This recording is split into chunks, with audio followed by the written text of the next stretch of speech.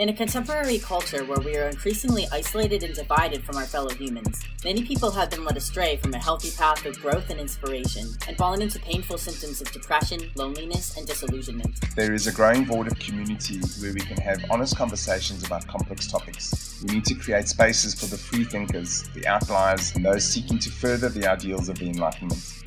As two eccentric artists with first-hand experience of surviving mental and social traumas, we share an unrelenting passion for understanding the human condition and continuing the process of navigating it today. This is why I, Laura Becker, an artist and writer from the United States, and me, Vincent, psychology graduate, have come together across continents, generations, cultures, and life experiences to have these nuanced conversations. We hope you will join us on this journey across the mind on Trans-Psyche.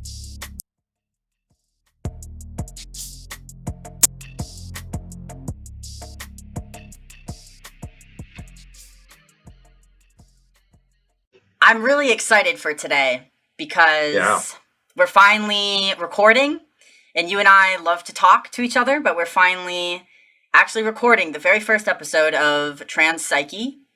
And so, first of all, we want to just get into what does Trans-Psyche actually mean? So, our kind of thesis and tagline, which I think is pretty cool, I came up with it, for the project is journeying across the mind, which if you break it down, that is what trans-psyche means. So psyche means mind. It can also kind of mean soul. So it's sort of abstract, but I take it to more mean mind, almost a spiritual mind. And then trans means to cross over. So you're kind of, it's transcending something else. So journeying across. And so I thought that would be really optimal for this project because that is, in so many myriad of ways, that's what we're trying to accomplish, is crossing boundaries, crossing borders. For example, you and I are in two very different countries. We're actually on opposite sides of the world and different time zones. I am in the United States and you are in South Africa. And those are vastly different cultures. So in one major way, we're transcending across time and culture and history and politics in those ways. But another is generational. So this is a transgenerational endeavor as well, which is really fascinating because you are twice as old as I am, exactly. I am 24, and you are 48. 48. So, I think that's extremely fascinating. So, you have twice as much lived experience as I have. And so, I think, not to jump into too many things at once, but first of all, are there any thoughts that you have about the journeying, the psyche? Because I've said, we're transcending cultures, generations, age, time, but we're also, importantly, trying to cross over our blind spots, so to speak, in the mind. So we want to discover where the boundaries are. Are those boundaries of psychology and our relationships and our careers and political issues and our communities? Where are the lines? And crossing over the lines, stepping over them to discover what's on the other side and trying to integrate that into a more cohesive and holistic psychological understanding. Is that fair to say? Is that what you also think of when you hear trans-psyche? Yeah, so just so everyone knows that what we did here was very much I kept using the word simpatico because that's the Italian version of being in synchronicity with each other. And it is quite incredible that you and I have this simpatico going when we are totally different generations, different cultures. I mean, to be fair, the Western, broadly speaking, culture, we share that.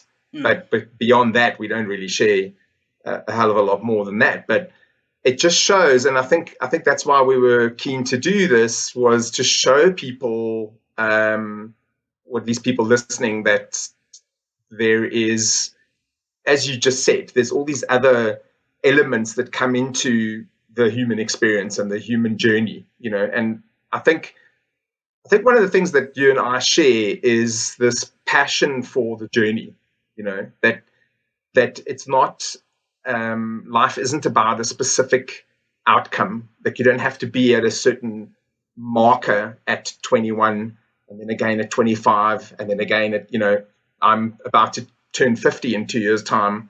And people have all these preconceived ideas of where you're supposed to be, what you should be doing, and I want to show, well, it's not really, I suppose there's a little bit of modeling that we're doing, but could you explain what modeling is? Yeah, I want people to understand exactly what I mean by that. Is not, I want to model the process. I'm not saying that people listening should be like us, like either of us. That's not what I'm saying at all. What I think both of us want to share is the journey. And, we, as you were saying before we started recording, that we've got our own material, we've got our art, both of us are artists. I had a business, I had a restaurant for many years. You're into art, you're studying art, you're going to be an art teacher hopefully soon. We both write a lot, we've published our own stuff.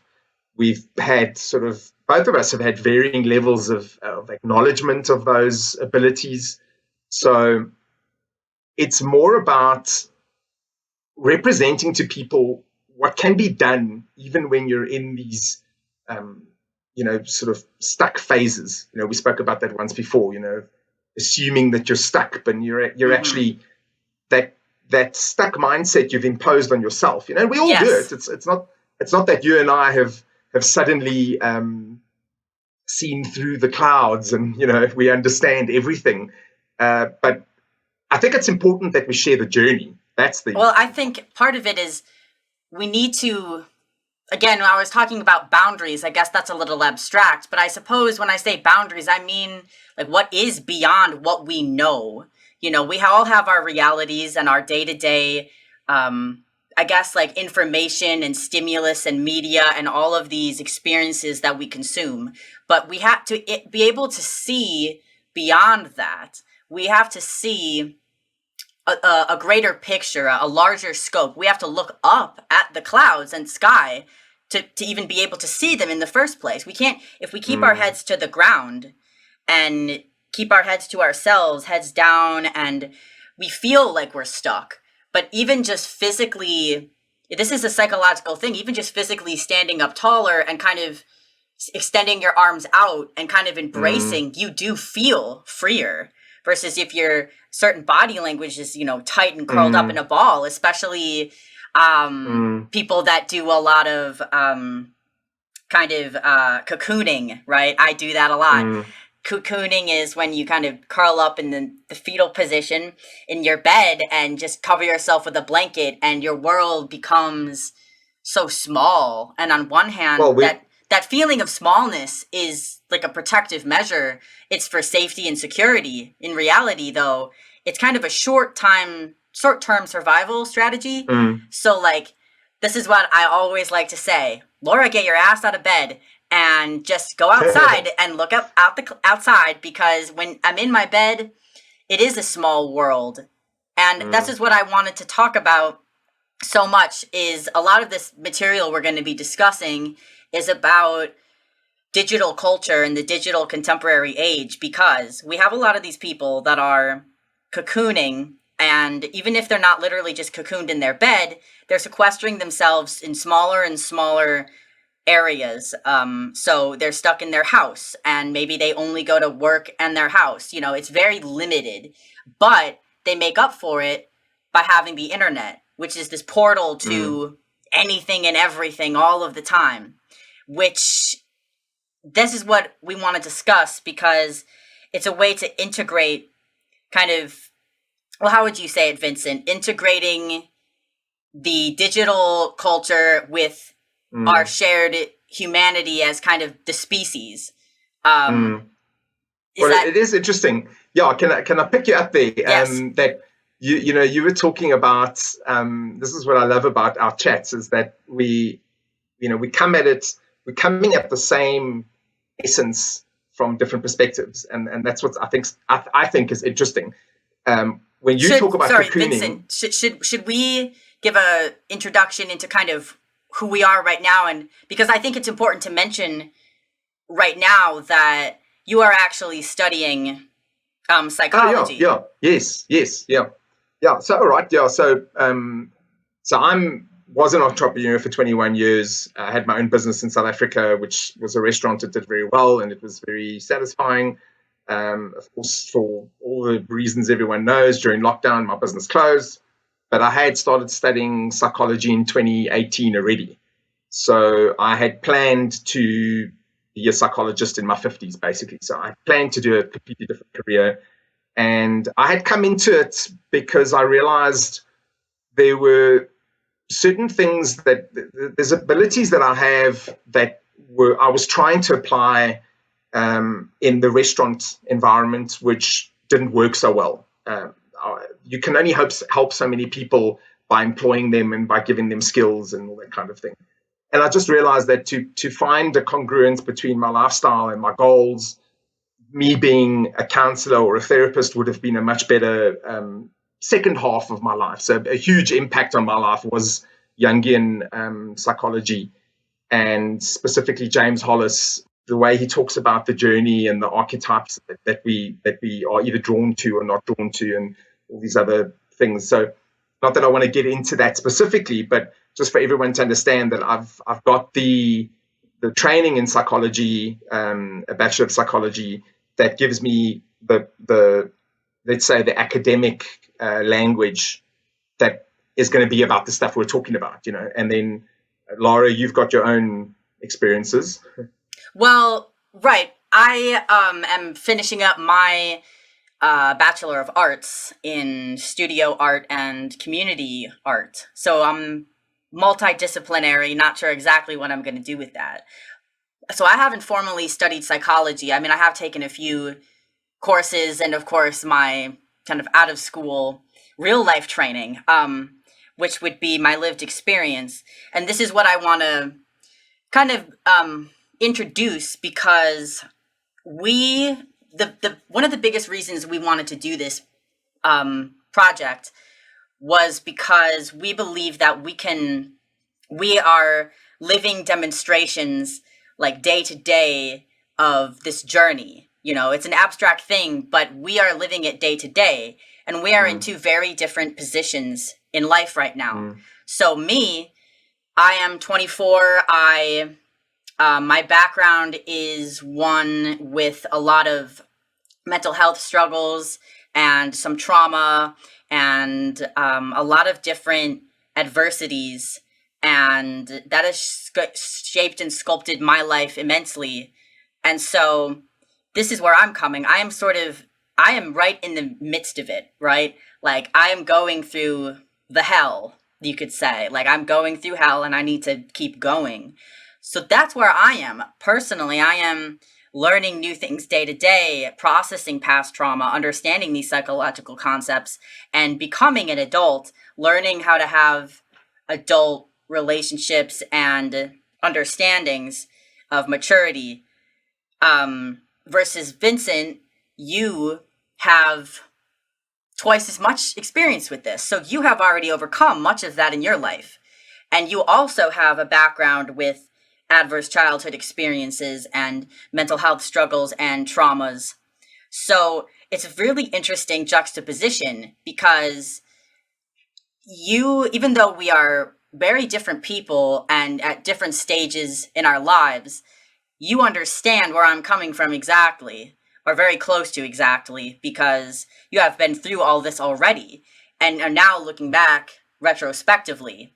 And I look and see you having overcome these things and where you're at in your life right now, ready to actually become are you going to become a counselor, or are you going to become a psychologist? Yeah, I think ultimately I'll become a psychologist. I'll be a counselor first, and then the next qualification is a full-on psychologist, depending on specializing in a specific area. Mm-hmm. But I'm not sure how that's going to go, because I'm finding a lot of, what's the word, waypoints are sort of showing me in slightly different directions. So I might just be more of a psychoeducational advocate rather than a specific type of counselor or psychologist.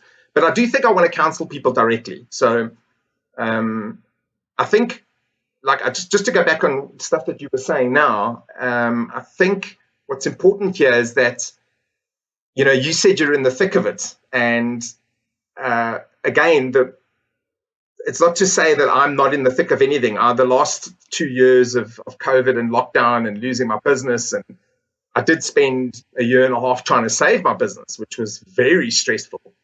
I also joined a college when I started studying in 2018. I joined a college. I was, you know, old enough to be everybody's father. So my cohorts are much younger than me, and some of the lecturers are much younger than me. So there was a massive shift in my circumstances. But again, and I'll tie it back to what we were saying earlier, that this idea of cocooning, rather than I would say sometimes knowing when to regress a little bit, because you've realized you've gone a little bit too far down the wrong path, let's say. Mm-hmm. So the process of regressing is something that you need to learn. It takes a little bit of, you sometimes have to take time out. And I think this is where the art helps you and me, you know, that we can do the art, and there's a version of ourselves that we see in each piece of art. And sometimes that art speaks back to you, and it tells you something, you know, as much as art speaks to other people. Our art speaks to us as well. I mean, I don't know about you, but probably my biggest reason for doing art is myself. When I look at my art, it's definitely my own reason as well, Vincent. Yeah. But you know, Laura, that shows a level of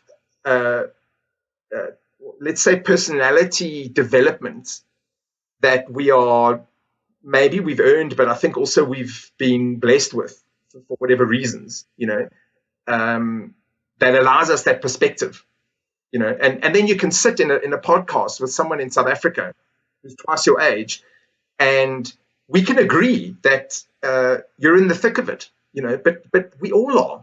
Right, because you know, it is the human condition, which is life, exactly. Yeah, I agree. I think that largely why we want to do this is because we ourselves get, I guess, inspiration and understanding about ourselves and humanity through speaking to each other. And we get it in different ways, but that's why they say that, you know, in order to teach, you have to learn, and in order to learn, you have to teach. So even though I'm younger and I'm, you know, say I'm more of an apprentice of life right now, and you could be seen as more of a mentor figure to me, but also to the other students that you're working with, but you are also an apprentice as well, because you're also a student. We're both Absolutely. In college right now. Yeah. And as well as I am not just learning from you, I'm also teaching, as I also want to perhaps go into teaching or some kind of realm of education. So both of us, at first glance, we seem extremely polar opposite, but really we both have these intrinsic drives to create. So we're both visual artists as well as writers, and we're both thinkers and kind of free thinkers and critical thinkers. And we also share this drive to help, this kind of, I wouldn't say exactly altruism, but we have experiences and we need to share our understanding. As you told me, like when you owned your restaurant, girls or women would come in and just start talking to other women about their problems, but you just overheard it and you just couldn't help but just give your, you know, kind of advice as well. And that's how I feel too. Yeah. And that might be a personality thing. But I know I don't think you really believe in the Myers-Briggs too much, but technically my personality type is INFJ, which is known as the counselor or advocate. And I do agree with that. So we share these drives to share ourselves, basically, because in sharing ourselves, we realize that that's how we learn about the world.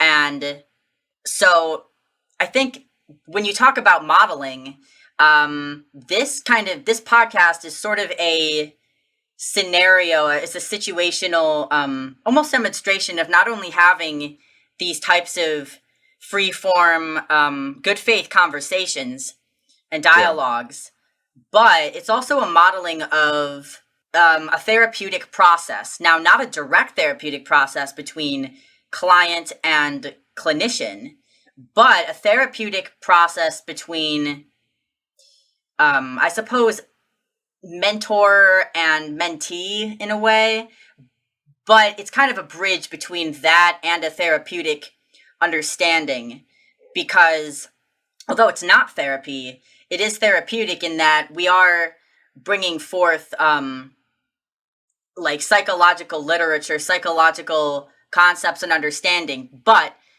applying them in a non-theoretical way, applying them in a tangible way. And that's what I really want to emphasize, is that we're not trying to instruct anyone on how to go about this journey, but we're giving examples of things that we have done that have worked, as well as things that we've done that have not worked, and speaking about in real time and analyzing and reflecting in an earnest way what we are currently going through and how that is changing day to day, shifting day to day. I feel like I go through a different state of consciousness every single day.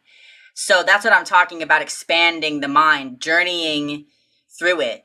The piece of music that we utilized for our podcast theme is a song that I wrote called In the Jungle, Namaste, which is literally like, I feel like I am in the jungle. The jungle is, we've gotten so far away from the original sort of jungle, because we don't live in jungles anymore, but we still do. And we still do, because our brains still react in that animalistic way. It still reacts in that primordial way. So we are actually in the jungle. And I want to say that the internet and digital world is an untamed jungle. It's pretty deadly out there, and it's uncharted territory. So that's kind of how I view what we're doing. Vincent, would you agree with that? Yeah, I do. I totally agree with that. The sort of language I'd use, just to go back to what you said about the Myers-Briggs. So you obviously saw my tweet the other day. Yeah. Yeah, I said.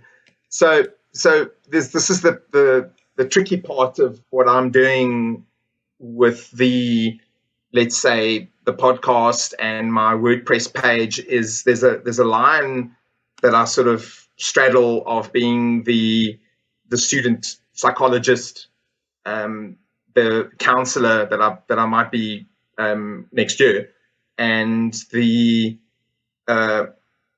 person who's experiencing these things, the person that has, let's say, the empirical experiences of living these different realities, let's say. And what I wanted to point out with the Myers-Briggs is that in psychometric research of psychology, the Myers-Briggs has been proven to be not very useful, all right? Mm-hmm. But there's another realm, as there is with everything, right?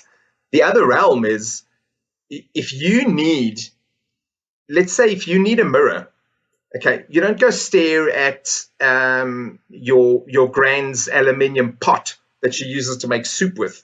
You go and you find the thing that everyone says you can use to look back at yourself, which is a mirror in the bathroom. And you go to the bathroom and you look in the mirror, and there's a mirror, and there you are, and you can analyze yourself, at least aesthetically.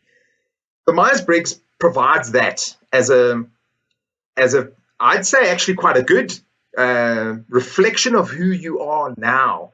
That's the key. So when I said the Myers-Briggs is not, my language is more colorful, but that was taken from other studies that have shown that in sort of psychometric research, it's not very useful. Because it changes over time. Because people change, exactly. Although I'll say I've never gotten anything besides INFJ. Well, I've taken it many times. If you take it when you're 35, I suspect it'll change. That's fair. Yeah, exactly. You see, that's what I'm saying.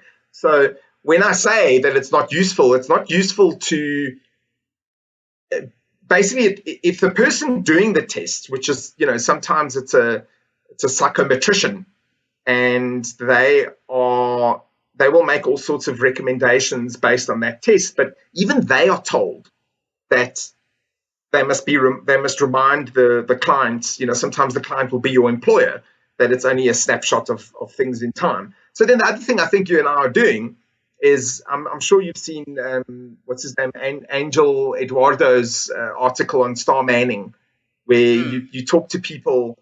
Well, he says we should talk to people assuming the best intentions.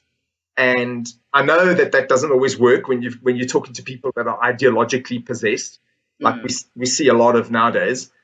But not superficially, but in principle, I accept his theory because or his approach, because it's more helpful than the alternative.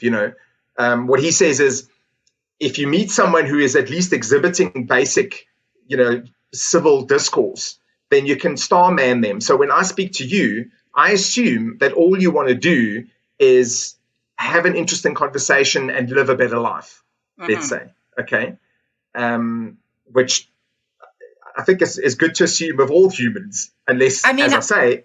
Deeper down, I think that's what they do want, but people get kind of hung up on certain planes, so they think that that's what they ultimately want. Well, that's why there's so many things you brought up that I want to go over. I think but let me finish. The last point I want to make is that if you're speaking to someone who is, and this is the problem that I think is happening with the internet. So even though the internet itself is wonderful, we are adrift in the internet. There's all these social media platforms that sort of pretend to be mediating and moderating the interactions, but ultimately it's up to some of us to get together and model this star manning or the civil discourse that would allow real ideas to be created, and to for other people to hear how people can get along and have a conversation even though they're so different, which is what you and I are doing. Well, I mean, the thing about social media is that the platforms curate your feeds according to the algorithms, as well as they also censor you, which I think is not conducive to, a free society. I think one of the issues that we're both quite interested in is free speech, because in order to learn and grow and share ideas and find optimal solutions for things, we need to be able to speak freely about it. But it's also important of how you speak. So people these days are very emotionally reactive, myself included. I'm a very emotionally intense person. And so it's difficult to kind of temper that reaction. And so we need to make sure that we're not only having free discussion, but we're also listening. Like, we have to be able to say what we need to say, but also listen, as well as speak with integrity and speak with humility and curiosity, because just to speak, and kind of go in a diatribe about something that you're sure you're correct on is one thing, but how you approach another person, if you don't have that good faith, if you're not earnest with them, like lying and deception, and I think there's this big concept that I've been thinking about lately, which is the idea that sometimes kindness, what people think of as kindness, is not actually kind. The truth is not always pleasant. The truth is not always kind, but the truth is kinder in the long term. So telling someone a lie or kind of indulging them or enabling them in some way is not actually kindness. It's sort of a bit of cowardice, a bit of laziness, and a bit of, I'd say cowardness, because you don't want to actually engage with the truth. And that's what I think we both are seeking. We are seeking the truth, and there isn't just one truth, but there are certain ways to finding something that works repeatedly. So I guess what I'm interested in is finding ways, finding paths to take for these journeys that will lead us to what we are seeking. And we're really all seeking the same thing. So there's many different roads to get to where we all want to be. But I think people get caught up in certain diagnostic labels as well. And so, like I said, you said with the INFJ, with the Myers-Briggs thing, it is a useful tool. It's a stepping stone. So, I am actually in an INFJ group on Facebook. Do I take it as the gospel truth? Every single post I see, am I like, this is exactly me, and if I don't fit in with this, then I'm not really, this or that? No, I take it, with a grain of salt. I enjoy parts of it, but I also see how parts of it are limiting. And so these, something that a lot of clinicians, and I think in therapy, this is a huge topic right now, is, diagnoses and how people are self-diagnosing and over-diagnosing and over-medicalization of everything to treat situational problems. I'm not going to get in depth right now, but part of my background is I have a lot of diagnoses and I have been medicalized a lot. I had experiences with basically symptoms of the human condition are being clustered, and rightfully so. They're being clustered and kind of labeled and organized, but they're being overly confined. So I was experiencing symptoms of depression and anxiety and social issues and relationship problems and self-hate issues that were all manifesting as dysphoria. This was then labeled as gender dysphoria, which was then medicalized in a transition.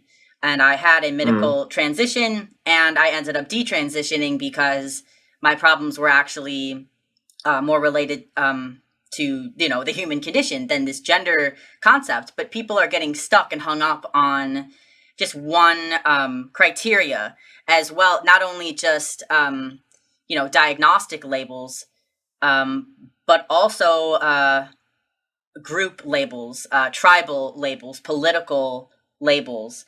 So at this point, I think it's fair to say, you and I have talked a little bit about how we're kind of politically homeless in a way because, in my past, I used to be very, very leftist, very liberal, very, I must, I look down on anyone who voted third party. I, was very much one of those types of people. Now I'm so skeptical of everything that I don't know exactly what to call myself. I just call myself everything critical because I have to take everything with the nuance and just look at what actually seems to be healthiest overall instead of looking at ideology. I think a lot of people get hung up because humans naturally try to shorthand things in their minds. That's what stereotypes are. And there's all this discussion about, how stereotypes are bad and labeling and categorization and discrimination. Actually, all of those things are healthy and useful. It's when they're taken to an extreme. So when people talk about things like discrimination, it's actually good to discriminate. You have to discriminate between, what's poison and what's like clean drinking water. Like discrimination is not inherently wrong, but we've kind of come full circle in the way that, there is no nuance to anything. So I think people are getting hung up. And again, that's what I want to come back to the whole, trans across, just crossing over that. Like, okay, I see the rock. It's a huge wall. It's not just a rock. It's actually a huge wall. I have to climb this rocky wall to get over. And if I stopped at the wall, that would seem like that's my boundary. That's my barrier. I guess I'll just live in this space, and that's what seems right. It is this big, tall wall that was built up for a reason. They actually climb over it or start tunneling under it. That's the real pain in the ass, when you're tunneling right under it. Yeah, with a spoon, basically. That's what I'm doing. But there is something else beyond that. So I think, do you have thoughts about that? It's interesting. You covered a couple of things there that I want to point out. Like we've had similar epiphanies about what it means to be an individual as opposed to one of the collective. When you broadly agree with the political agenda, so you join that tribe, and for a while it feels good, it feels better, until you start realizing there's something that doesn't make sense to me, or you start noticing the lies. Okay, let's there's lots of other things we could go into, but you mentioned it already, the insincerity. So again, we can talk about this in another episode, but one of my big shifts in the way I approach my life, I suppose, was realizing that the South African experiment was a lie. The reason it's a failure as we speak is because it's a lie. It's not a lie that is causing a failure. It's the whole thing is a lie, so it's obviously failing, and that speaks to the natural order of things. So you were saying it in a different way just now, that ultimately, if you buy into this consumerist society that drives us to be consumers, you were guided by the medical system into becoming a consumer.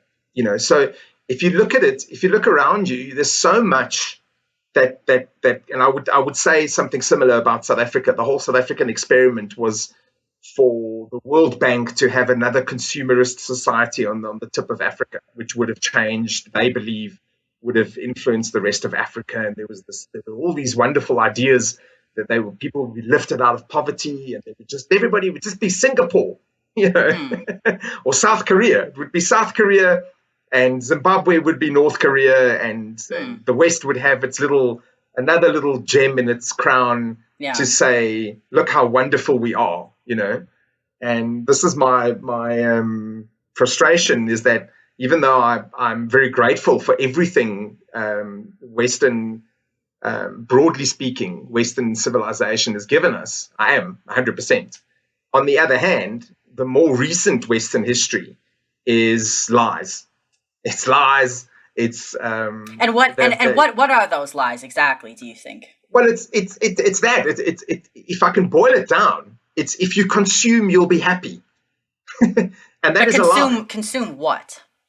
You have to consume what other people are producing. So you have to become something that can channel profits. So whether it's buying products that you don't need because you've been suckered into, you've seen that advert on Facebook 1,000 times. So you go and you buy the adverts on Facebook are so random, I can't even keep track anymore. And that the algorithm's really messed up. I mean, I don't know what Zuckerberg does on weekends, but he should work on his algorithm, because they advertise things to me that are so way off. But anyway, it comes back to the same point, that if we detach, if you say to us, okay, it turns out you're actually human beings, and your basic needs are first to have purpose, which creates meaning. And I'm not the first one to say this. Obviously, lots of people have said this. Religions have said this. Psychologists have said this. As we speak, I'm very proud of a lot of people in my network are saying this on Twitter and on Facebook. But it's very hard to detach people from the teat of consumerism. So you're saying, in terms of like if you want to go into Maslow's hierarchy of needs, you're saying that purpose would be lower on the pyramid. Well, no, I'm saying purpose is right up at the top, actually. Because the basic needs are, you would say, more fundamental, right? Yeah. Well, you see, this does get messy. Yeah, we're going into the weeds here, because first of all, Maslow's pyramid, he never drew the pyramid, right? So we're talking about hierarchy in a level of significance from the top down. So we're saying that if people have food and water, that covers the bottom of the pyramid.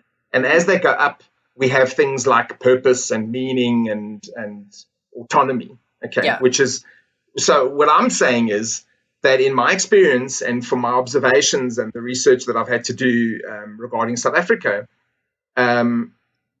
it all leads to that. If you're even the poor guy who's leaving a rural area in Africa, if his life doesn't have purpose and meaning, he doesn't care if he's eating. So to say that what a lot of people say is, oh, well, they can't think about that stuff. I'm sorry, that's it's the bigotry of low expectations. You think that a guy that hasn't had a meal isn't thinking about how meaningless his life is. Right. That's ridiculous. Of course they think about it. They think about it every day, So I find I've been very sad to discover that all the well-meaning programs that we have in developing third world nations, and in South Africa a lot, there's a lot of talk about development and social capital and all these wonderful programs. But I think a lot of them still miss the fact that a guy doesn't actually have to be on a career trajectory, or he doesn't have access. He doesn't have to have access to a smartphone to have purpose and meaning. Because what some very sort of niche research has found is that even those guys, and Laura, that I'm sort of focus a lot of my attention on the male problem, the rogue male problem, like we were talking about earlier.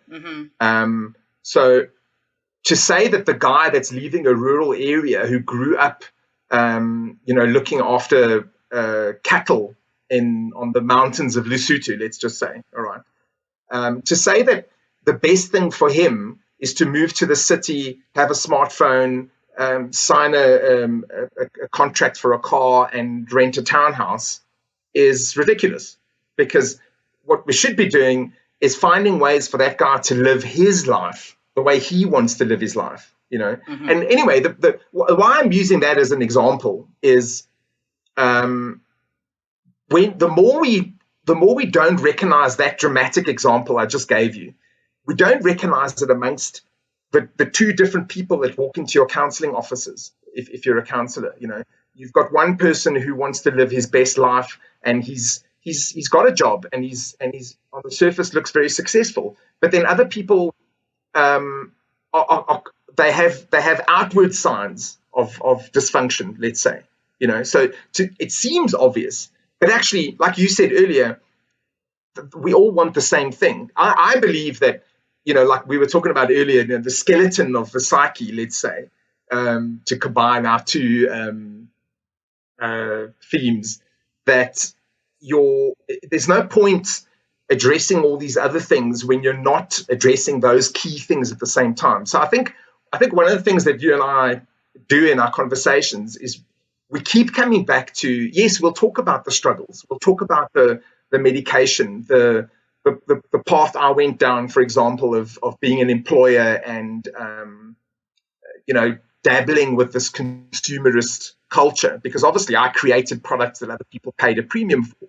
There was capitalism involved in that, and I was the creator of products that people bought, right? So as much as I do think that whole process is essential for our economies to function and to create value, when you degrade the human being to just a consumer, that's when you have people, basically, the way I put it is we get consumed and there's nothing left afterwards. So when your soul gets consumed, and I'm only using the word soul very broadly here, but when you allow yourself to be consumed by the machine, then there's nothing left, and then when you come out the other end and there's nothing left, they have more products for you. Here's an antidepressant, here's an antipsychotic, here's a sleeping tablet, here's Viagra, it's just this one thing after the other. Mm-hmm. So that do you get what I mean? Yeah, and I think a lot of this, it feels like there's voids, right? And to me, it seems like what's going on in contemporary culture is a lot of attachment voids. Specifically, that's something that I've discovered very actually aware of. The root of my personal problems all can be traced back to attachment problems. And so I don't want to hone in just on that, but I want to expand it, because we are going to, this all is all tied to the philosophy of humanism. And I'd like if you could describe a little bit of what humanism is, because I think that is, if we had to have a term to describe kind of everything that we're talking about, humanism would be the humanist psychology kind of philosophy. That would be what it sort of boils down to. Let me give you the official definition according to AmericanHumanist.org. Humanism is a progressive philosophy of life that, without theism or other supernatural beliefs, affirms our ability and responsibility to lead ethical lives of personal fulfillment that aspire to the greater good. Now, that's fantastically summarized, but I'll add my own spin to it, which is that you just acknowledge that ultimately, we've spoken about this before, how you should be able to hold two ideas at the same time. The one is that you are this wonderful, unique creation of nature that this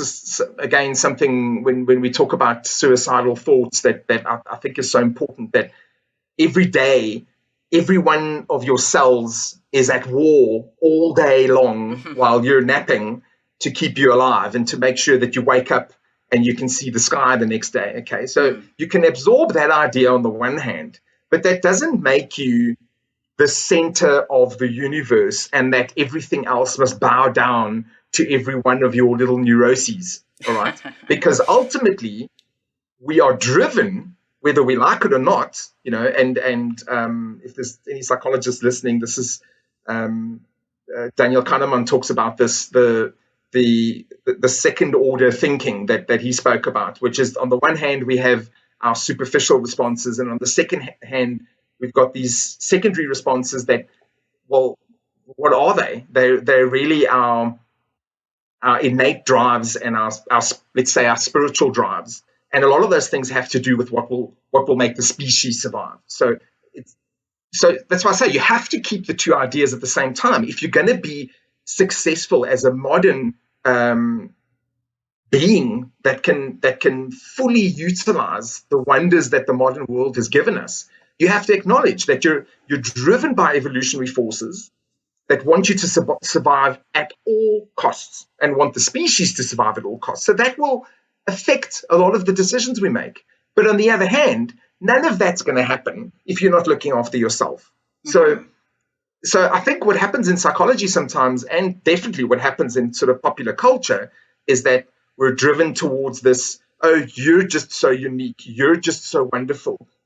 You must be the best idea of yourself. And look how we've come back to the Myers-Briggs. So now you go and you do a Myers-Briggs and you get the result and you go, look, I'm so unique. I've got this bizarre intersection of letters that makes me so unique. Well, Vincent, I have to say that on the Enneagram, I actually am type 4, the individualist.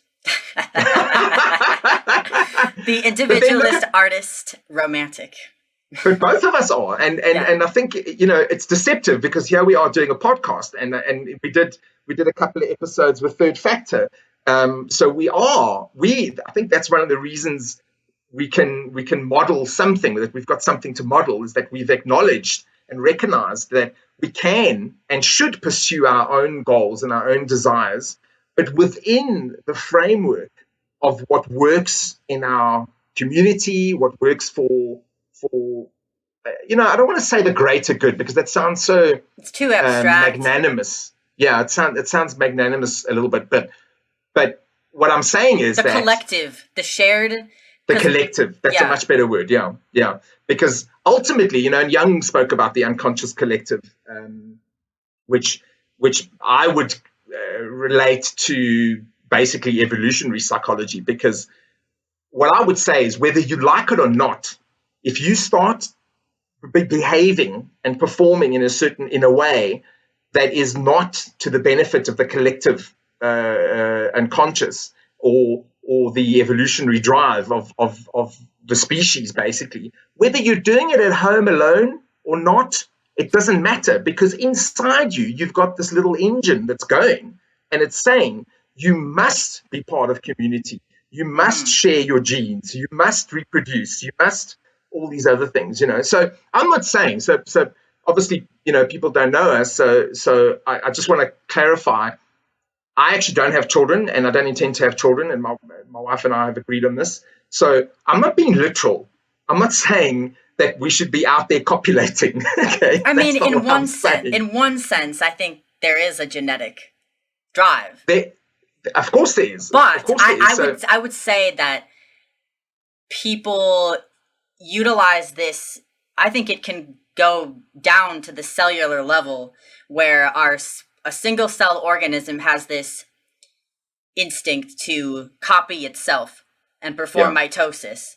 And I think it's gone from here to there, and from there to here, and so we have now become these extremely complicated beings. So we still have this drive to duplicate ourselves, but we have so many different avenues now, which is why I feel like creativity, not just in an artistic sense, but creativity is the true drive. Because, why do we want to create meaning. We want to create another child. We want to replicate our DNA, but we want to create art, and we want to create connection, and we want to create. Yeah. So we want to create, and that's the opposite of consumerism, which is why, of course, I'm a bit biased as a, artist who, views my whole personality and kind of soul as like a creative soul. But it's like, it goes back to the Enneagram type 4. It's like, okay, so the type 4 person is perhaps the most artistic, the most individualistic, the most idealistic. But these are just shared human traits. And so what they actually tell you for advice for type 4 people, who, because they often suffer from neurosis and depression and a lot of emotional pain because they're so in tune with emotion, the biggest advice that they give is they say, try to find ways that you're actually similar to other people. Because, you are a unique, special person, and you do kind of flaunt that maybe more than most other people would. But at the end of the day, you still have a lot more in common with people than you do differently. And so that's what I'm trying to do now, is realizing, like, okay, I am an individual, and I have my own autonomy, and I have special, unique things about me, and even go down to the cellular level, but I still share genetics with several other people, my family, and I still, share experiences with, so many other people. And that's something that personally I've really struggled with, because, as I've said, attachment has been my biggest struggle. Attachment to peers, family, partners, just in general, attachment. And so isolation is the biggest thing. And that's what I think I would really like to provide in this podcast is, kind of examples and modeling of connection, how to form connections, examples of, healthy and unhealthy relationships. Not like we're going to do relationship coaching or anything like that, but that's what I do in my daily life for fun, not for fun, but for trauma processing. But it's fun sometimes, but I think to get back to what I was saying about the humanism, we are a shared species. And so we're trying to really, we need to discriminate, but at the same time, we discriminate only so that we can recognize the larger whole. So we break down in order to build back up. We build back up in order to break down, but we still have to remember to keep the gestalt, Yes.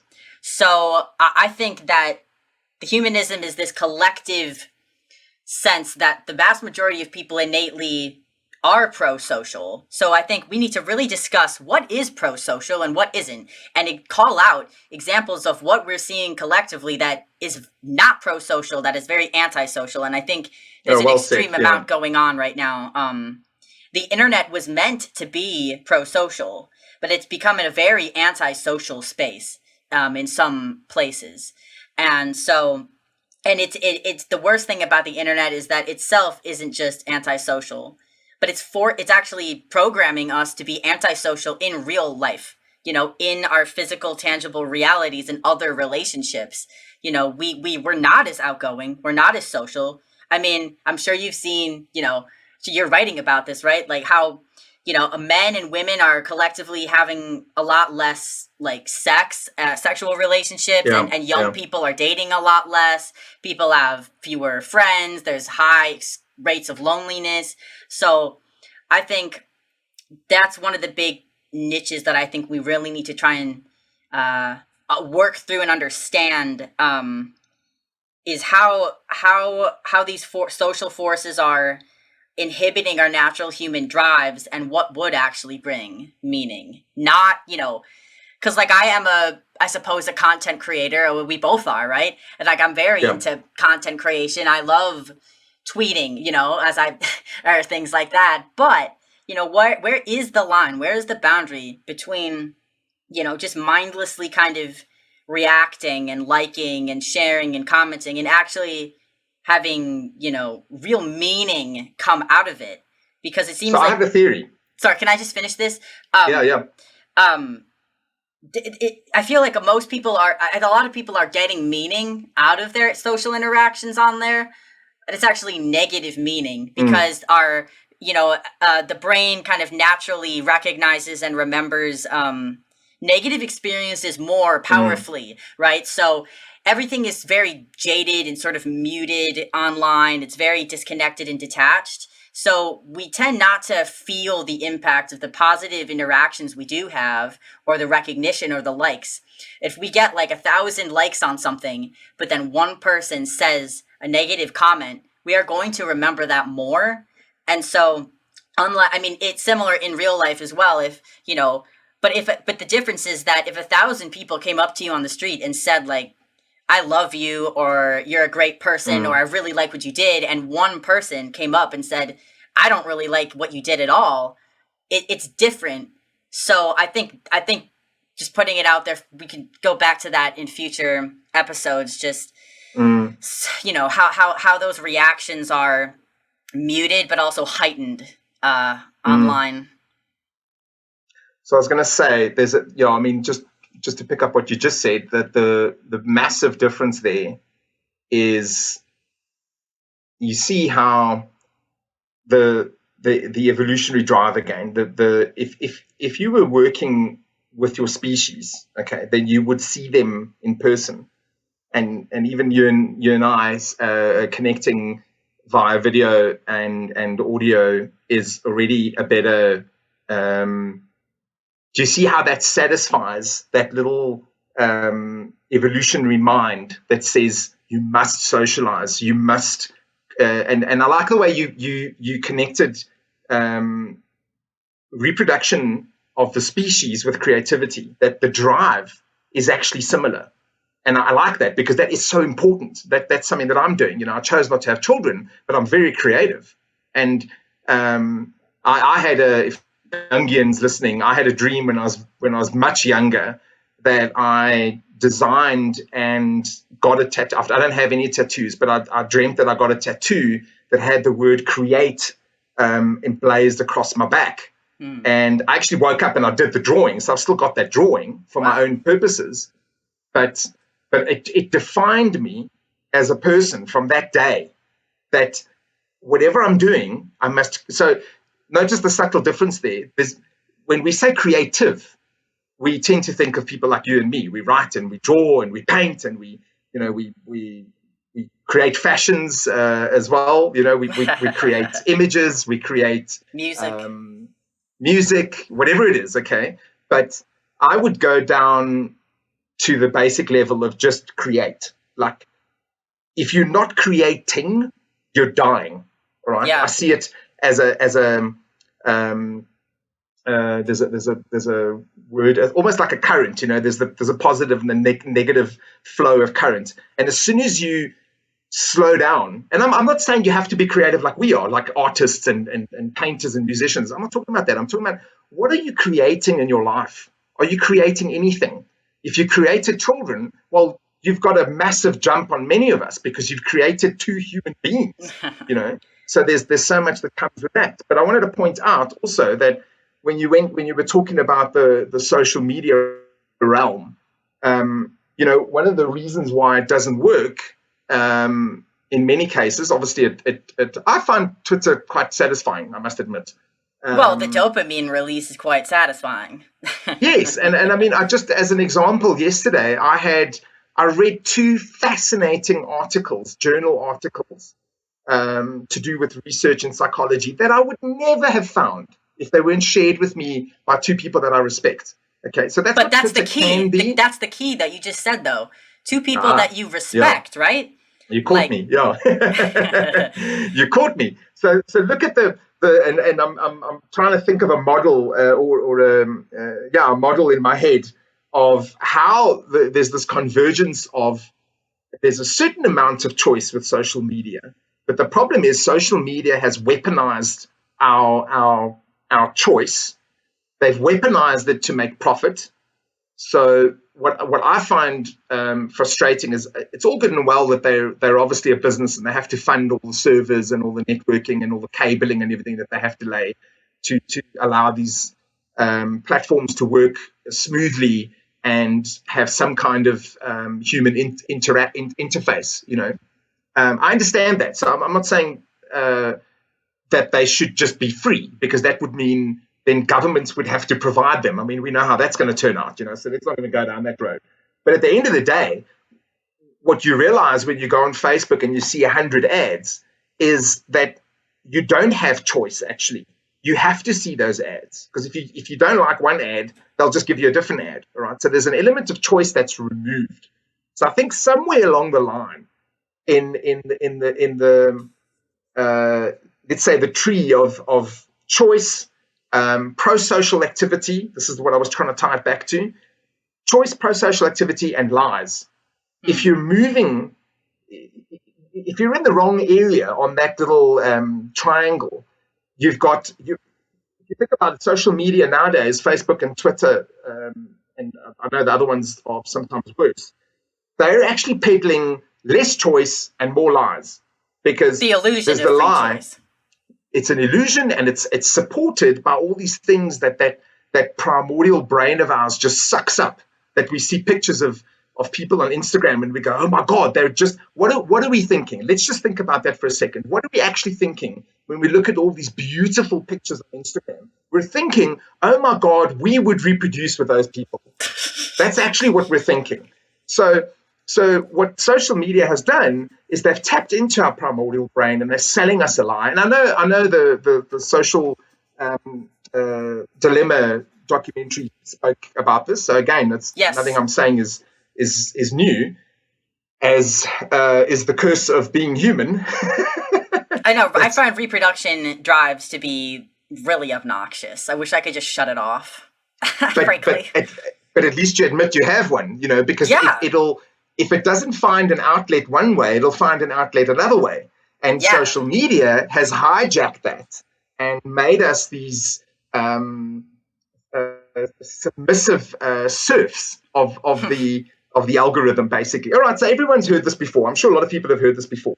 But what I'm getting at is the key part in that, the key little activator, is the lies. And I think what's so nice, and why I wanted to do this podcast with you, is that you're very forthright. And I've found that in my life, I just can't even proceed with someone who has started lying in any way. If there's if there's even if, sometimes people don't realize they're lying, but that also indicates to me a level of incongruence with their objectives. So they're lying to themselves now as well. Yeah. And so this ties back a little bit to something I wanted to interject earlier, that, we said that most people want the most. They want purpose, they want meaning, they want the most for everyone. Okay.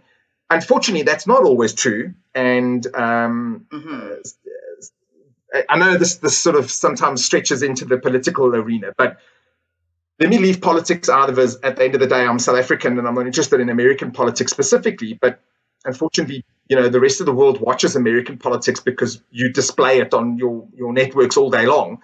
But what I will say is the lies are that's part of politics globally. All right. I think that's kind of, it's built into the system. You have to lie to convince the most amount of people to vote for you. All right. That's no one embodies everything the people want. So inevitably someone's going to lie about something so that he gets more votes and he becomes elected. All right.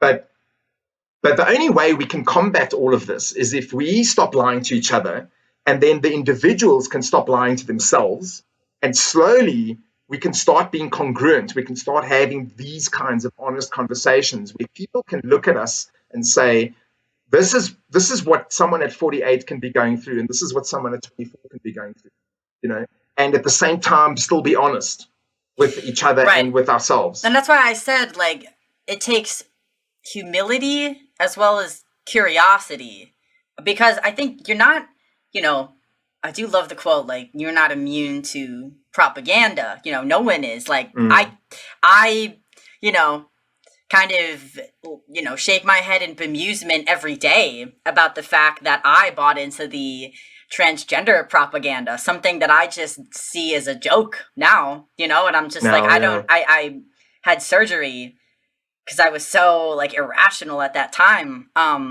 buying into this. So no one's immune to propaganda, and propaganda is everywhere. But again, propaganda is one of those terms where it's not necessarily inherently evil, anything is propaganda. What we're talking about could even be construed as propaganda. Anything that's, really saying anything could be propaganda.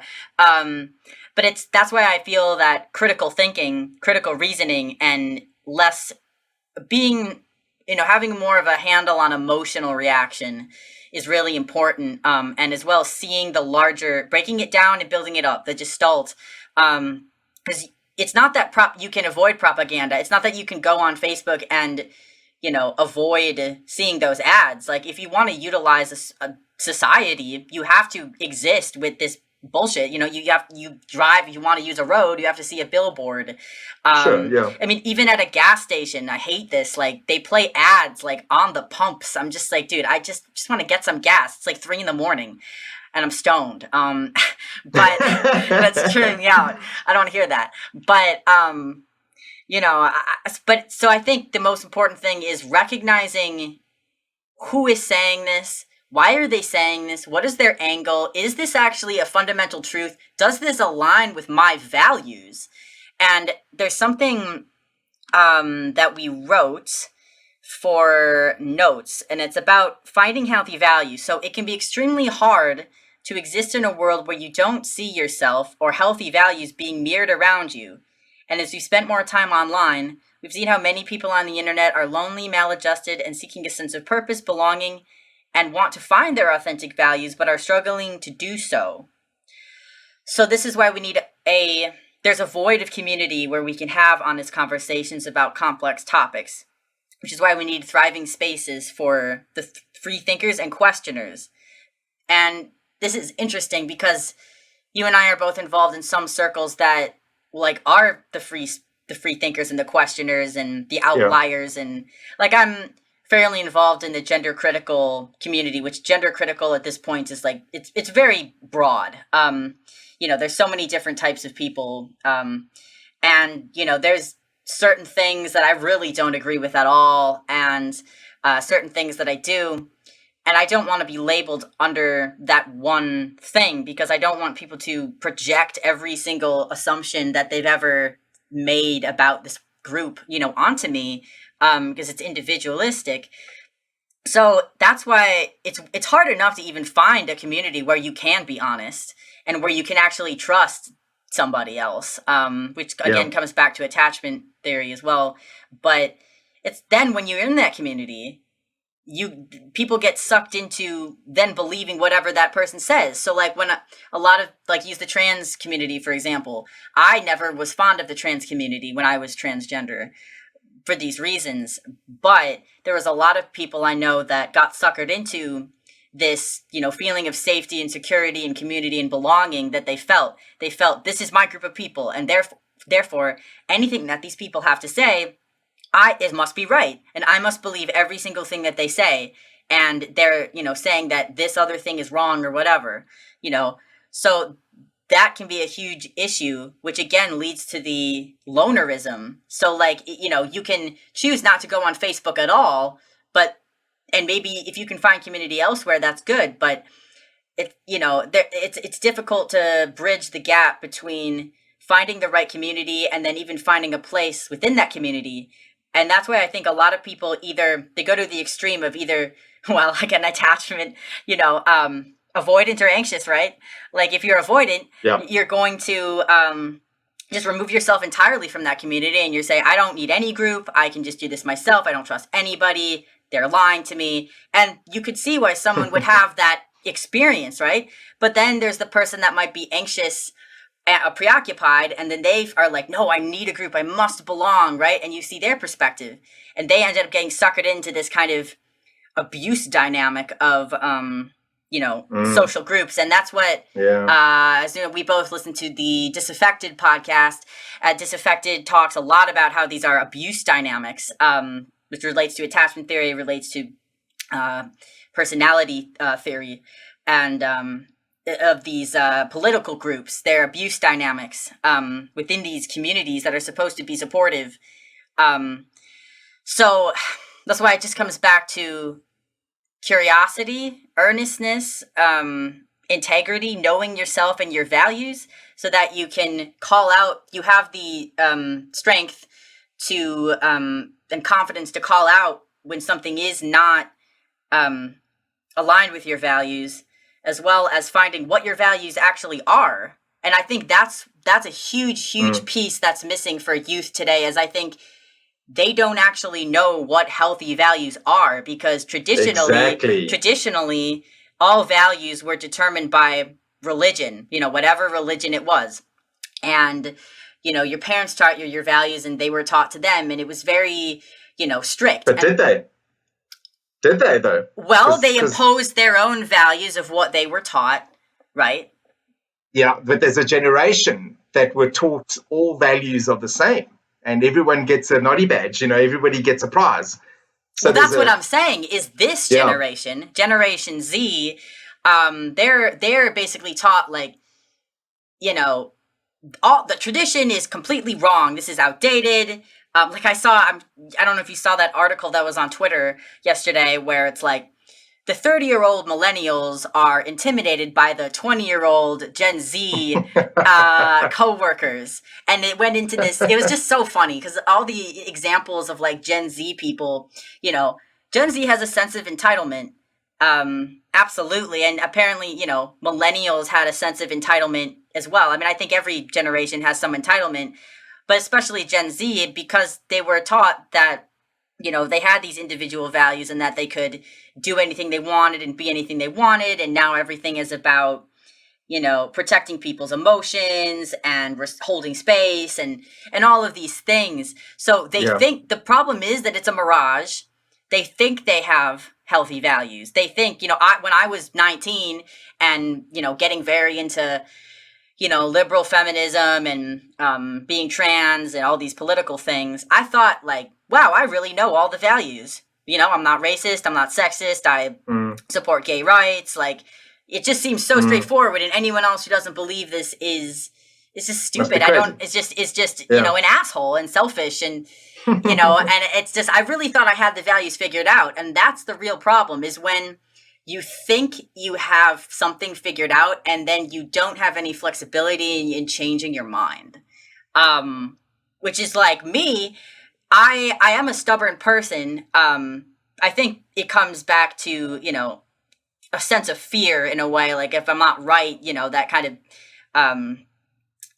cognitive dissonance that can happen, or thinking that I failed in some way. I have a huge sense of shame complex. But I think one thing that I do pride myself in is my openness. I am open to changing my mind, because I do admit, like, dude, I don't know. I know certain things, but most things I don't know. And can someone please tell me what these are? And that's why I talk to you, because exactly. I'm like, you seem to, I trust you, that, like, I know you cannot tell me what to do. You can't tell me what is right or wrong, or like, something like that. But you can give me examples and evidence and, analysis of things that I can then make my own decision. And that's what therapy is supposed to be as well. And I think people have a lot of misconceptions about that, because it's the clinician, yes, exactly, helping the client to be able to help themselves, and then because they can't, like, your therapist can't just say, like, okay, in 5 years from now, if this happens, this is exactly what you need to do, and this is a foolproof thing that will work every single time. It's like, no, what they're teaching is more like self-reliance and self-respect, so that you can be able to question things effectively. And this goes back to what you just said, or not what you just said, what you said earlier about the regression aspect. Like, when do you regress? And is it really a regression, or a relapse, or is it kind of a disintegration that will actually lead to the positive adjustment? A correction. Yeah, a correction. Yeah. A pivot. Yeah. So I'll tie that back to some psychology. The earliest theorists already, trying to think of exactly who it was now. I think it was Bowlby. But anyway, the earliest theorists already put our life stages. I know Adler had it as well. Freud, I think, was less interested in the life stages than the people that came after him. But they put it. They even tied it down to the years, that in these years children would behave. Originally, it was childhood development. It was the development stages. And then later on, they realized, obviously, when they expanded their research, they realized, there's the adolescence, there's and I forgot all the exact terms now, and I don't want to bore everyone with all the technical terms anyway, but basically, you evolve, okay? So this might sound very obvious to us now, but it's funny, we can see that something's obvious because it's in the sort of public discourse, but we don't actually absorb what that means. So when you turn 30, you actually change. You really, really, really do change, guys. One of the most amazing things that happened to me was a random client. This is one of the nice things about running a restaurant. A random client said to me the one day, she said to me, "Oh, you're entering the best years of your life," because I was turning 40. And I said to her, "Okay, I've heard that before, but please tell me exactly what you mean by that." She said, because she was 46. She said, because in your 20s, you're so concerned with what everyone thinks. All right. Then in your 30s, you stop caring. You start living a little bit for yourself. But when you turn 40, you really don't give a shit anymore. You start doing exactly what you want and how you want it. And this is why we have this construct that we talk about often, the midlife crisis. And that's why I used the word correction just now, because in actual fact, the pro-social positive psychology term for it is the midlife correction. But I would say that the regression that you were talking about earlier and the cocooning that you were talking about earlier is a correction. But it only happens to those of us that are listening to the dipole of two voices in your head, the cognitive dissonance, which you should actually embrace. Like, that's the point, guys. Yeah, that's the point. It's signaling you. It's signaling a problem. Yes. So we tend to talk about cognitive dissonance as if it's this evil thing that we should avoid. And to a certain extent, obviously, that's true. You must make a decision. Yes, that's important that you make a decision. But like I would argue, if you haven't set boundaries, you're not going to be able to make a decision. So if you haven't set boundaries, you're going to make the wrong decision, and you're going to end up being, as some of the people that I met when I used to be in advertising when I was younger, these 50, 60-year-old people that have been in advertising their whole lives and they're miserable.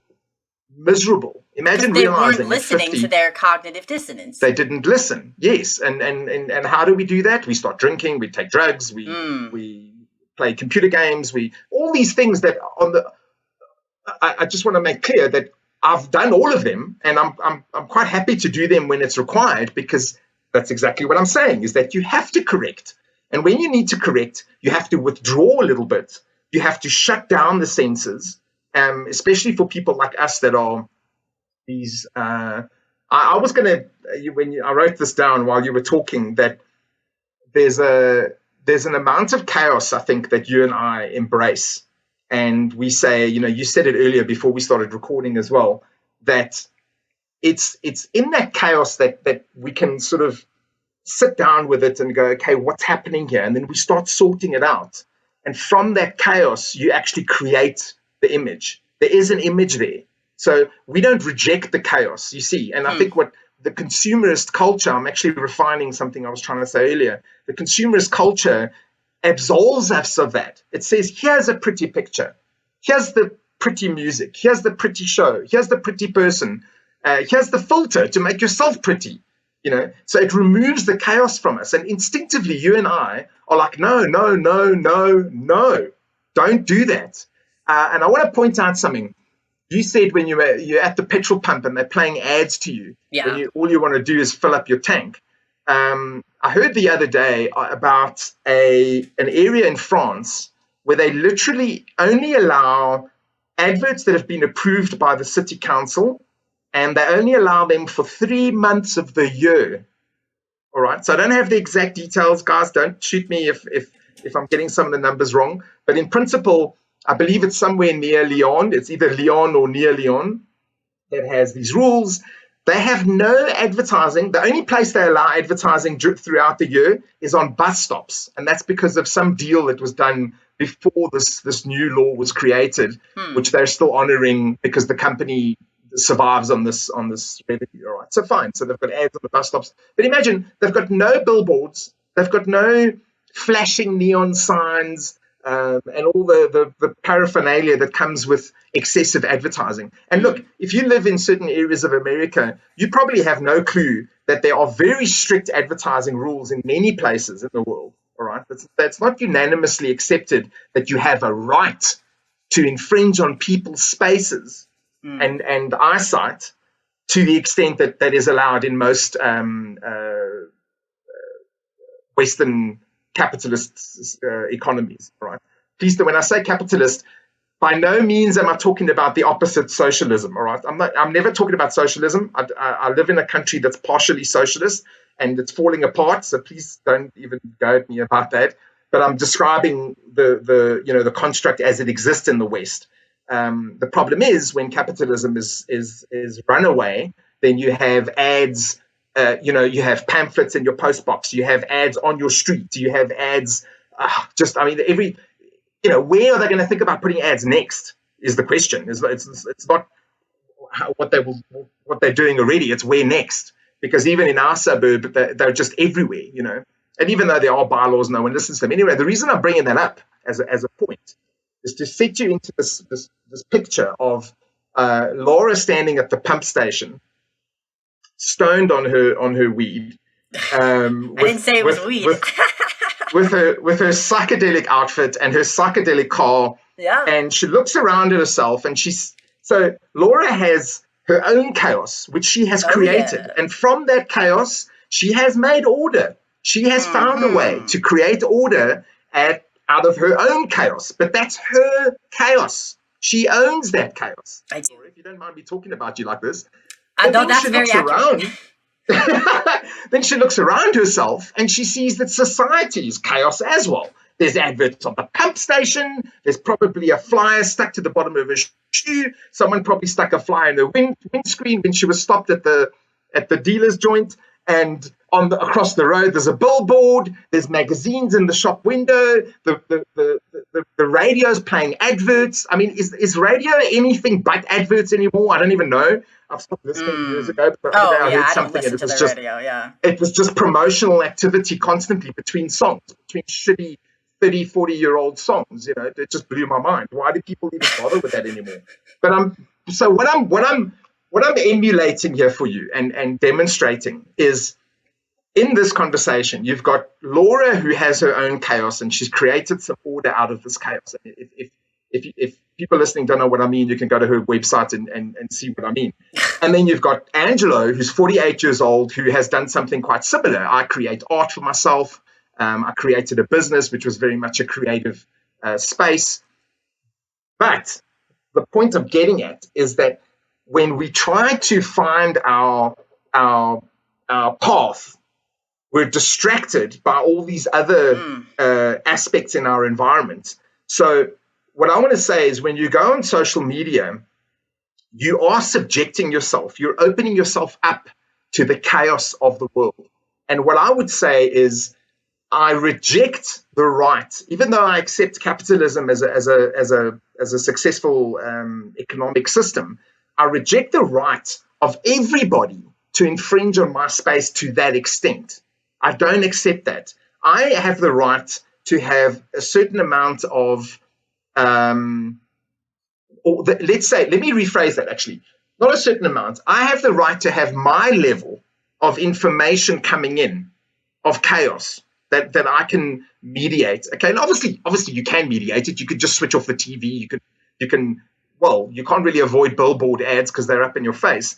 But let's not pretend that someone who's either overly energized or overly sensitive, or maybe is neurotic. That person driving down the road with ads coming on the radio, with billboards, with newspaper headlines. In South Africa, they do this a lot. There's newspaper headlines stuck to the lampposts. So you've got newspaper headlines, you've got billboards. You've got now some of those billboards are live. They're TV screens. Yeah. So they're flashing images at you while you're driving. The person that's in that state is being, and I don't like using this language casually, but they're actually being assaulted by this overflow of information. So anyway, I just wanted to point that out, because there's what we're doing, what you and I are doing, is we're trying to create something creative, something useful out of the chaos. Yeah. So it's very important that we sort of discern that from what a lot of other media is about, if that sums up my point. All right. Well, I think we have covered so many important things, introducing humanism and, why are we doing this, our values, and this is kind of what it's going to be about. This was more broad than I think most of the episodes will be. We're going to hone in on specific contemporary issues in politics and sociology and psychology, and we also would like to know what you guys want to hear. I think there's many approaches to take, but we want to explore these concepts. So let us know what you would like us to hear. There's any specific issue, an article, a link, or some kind of hot topic right now. We are very interested in exploring these through the lens of these sort of humanist concepts that we've been introducing here. And actually, the next episode that we're going to do is about the Dave Chappelle controversy with his latest special, as well as we're going to get into some of the transgender issues and free speech and comedy and critical thinking, and there's so much to get into with that. We're really excited to dive into such a contemporary issue that's happening right now in real time. But for now, that is Trans-Psyche, episode 1. Please follow us on social media at Trans-Psyche, and Trans-Psyche as well on YouTube. Click that subscribe button. Please like it and share. We really want to spread these ideas to anyone who can use them. So please share this with your friends, send this to a family member, hell, send this to a random person on the internet who is maladjusted. We need, to kind of bring people in and to gently kind of corral them into a space where they can have these discussions. If you want to follow me, you can follow me on Twitter at ratfunk. I'm a funky rat. That's why. Ratfunk on Twitter, as well as for my art, Instagram, Funk God Artist, and my website, which has all of my writings and art and other materials, funkgod.com. And Vincent. So mine's Vincent Psych SA on Twitter, and the Psychology Kitchen on the WordPress.com page. All right. Well, we hope you guys have enjoyed this. We're just getting started. We're just getting cooking. The Psych Kitchen, the Funk God. We are combining forces here. The funky psychology. Yeah. So join us on the next episode of Trans-Psyche, where we will be journeying across. Thank you for listening to Trans-Psyche. If you want to add your thoughts on these topics, let's discuss them in the public forum on Twitter at Trans-Psyche-Pod. That's TRANSPSYCHEPOD. We need your help bringing these issues to a larger audience. You can contribute to the discussion by clicking the like button on your favorite audio platform, YouTube, and subscribing to the show so you can keep up with the conversation. You can connect with both Laura and Vincent on Twitter or email the show at transpsychepodcast@gmail.com. We appreciate hearing from you. We're also on Patreon. You can become a supporter at Trans-Psyche Podcast at patreon.com. If you know someone who might benefit from these ideas, please share the show with your friends and family on social media. Please remember this podcast is for discussion purposes only and is not intended as mental health advice or counseling.